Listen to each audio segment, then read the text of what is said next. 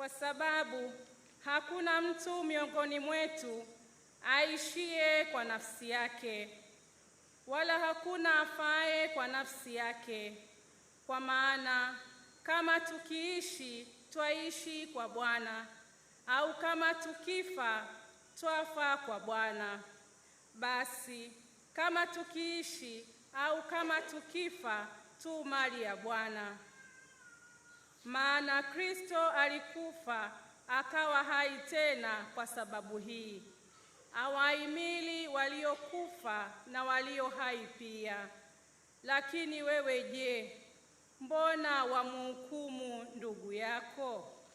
Au wewe je, mbona wamdharau ndugu yako? Kwa maana sisi sote tutasimama mbele ya kiti cha hukumu cha Mungu.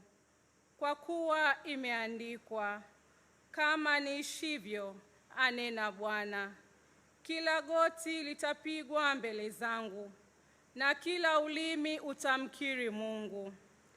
Basi ni hivyo, kila mtu miongoni mwetu atatoa habari zake mwenyewe mbele za Mungu. Neno la Bwana.